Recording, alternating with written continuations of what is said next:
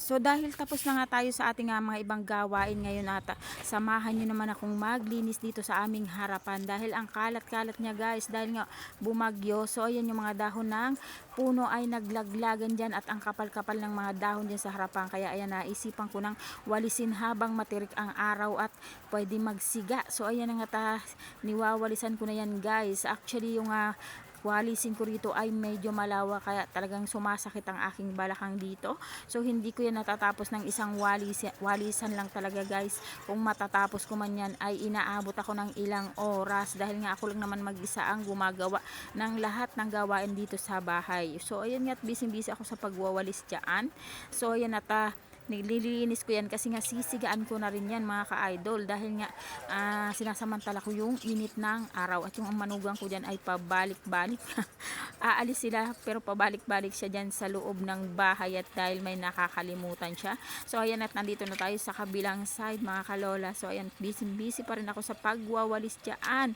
So medyo masakit talaga guys sa balakang ang pagwawalis. Sinasabay ko na rin yung pagliligpit ng mga kahoy na naglaglagan dyan dahil nga naputol yung mga sanganong punong mangga rito sa aming harapan. So iniipon ko na nga yan dyan guys dahil dyan ko yan sisigaan para naman napanaboy na rin sa lamok dahil medyo malamok nga guys. So sa totoo lang guys, hindi talaga madali ang trabahong bahay. So katulad nung nakikita nyo, so ang dami-daming gawain sa bahay. Sa totoo lang yung trabaho sa bahay, walang katapusan at paulit-ulit lang yan. So either naglalaba ka, kung pwede lang gawin mong 10 yung katawan mo at yung mga galamay mo ay damihan mo para lang matapos mo ng isang gawaan lang, lahat ng gawain ay gagawin mo talaga. So ako habang ako nagwawalis, so ang mga linisin ko guys sa loob ng bahay ay nag-iintay na din. So actually pagising ko ng madaling araw ng alas 4 ay nagsisimula na akong maglinis dahil yung aking mga alagang aso pag madaling araw ay napakaraming kalat sa loob ng bahay as usual, sari-saring kalat, kung ano-anong mga kinakalat nila sa loob ng bahay, mga papel at kung ano-ano pa, may kasama na rin mga dumi syempre.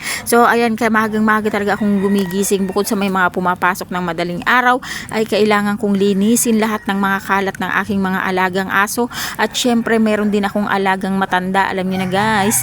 So ayan, kaya ang dami-dami kong talagang trabaho mga kalola. So kung pwede lang gawin 10 ang katawan ko ay gagawin ko, matapos ko lang ng isang gawaan lahat ng trabaho.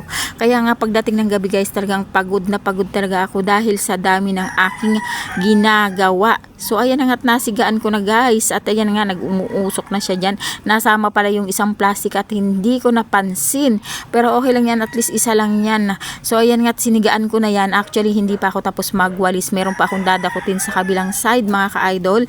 Yung mga basurang sa kabilang side ay hindi ko pa nadadakot, so ipapatong ko yan dyan para lahat ay masigaan at lahat ay masunog na para hindi nakalati ng mga manok. Kasi guys, yung mga manok dito ay kakalahigin nila yan pag hindi mo pa yan sinigaan. So ayun, may dakutin pa akong basura dyan. Ang kapal na naman ang damo dyan. Actually kadadamo ko lang dyan nung nakarang linggo, pero hayang katulad nung nakikita nyo, ang kapal na naman ang damo. At syempre yan yung ibang mga dahon, dadakutin din natin yan para malinis talaga dyan at masigaan na natin yung lahat.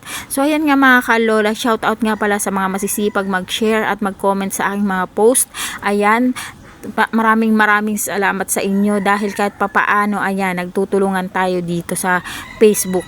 Kaya yung pagkatapos guys ng aking pagwawalis at pagsisiga, yung pagdidilig naman ng aking inatupag.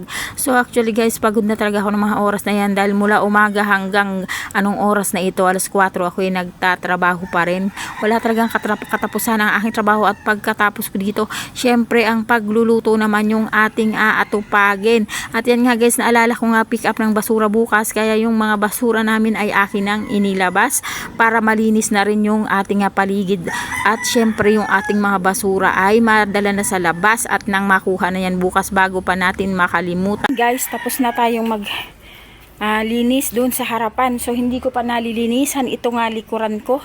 Ayan, as you can see, itong sa may sampayan ko, hindi ko pa nalilinis. At yung gilid pa ng bahay dun sa kabila, hindi ko pa siya nalinisan guys. So yan pa lang yung natapos ko at medyo pagod na talaga ako guys kasi umaga pa lang busy na talaga ako sa ibang gawain ko rito sa bahay. So either sa umaga ako naglalaba or may iba akong ginagawa, alam niyo yun. Hindi natatapos yung trabaho ko guys sa bahay. Actually magpunas ako ng madaling araw na nga sahig namin. Ngayon, kagaya ngayon, magpupunas ako ulit guys kasi nga katulad ng sinabi ko sa inyo, may mga alaga akong bata. Tapos mayroon pang mga alagang aso na makalat guys. Makalat talaga yung mga aso sa bahay kung saan saan umiihi. Alam niyo naman yung mga tuta. Minsan nasa labas na papasok pa sa loob para umihi. So yan yung ating nagawa today. So ganyan yung ating simpleng araw kapag ako hindi naglalaba or ayan, sa hapon, yan ang ginagawa ko talaga guys. Mostly sa hapon ko nagagawa yung pagwawalis. Kasi sa umaga talaga guys, hindi ko yan mahaharap. Napakarami kong trabaho talaga guys sa umaga, sa totoo lang. Kung pwede ko lang hatiin sa 10 yung katawan ko, hahatiin ko para lahat ng trabaho ay aking magawa. So yan lang muna guys ang mai-share ko sa inyo for to this video. At naliligo na ako ng pawis as you can see. So ako maya lang magpapahinga ako at ako'y maliligo na. So see you all again tomorrow. So ayan, God bless us all.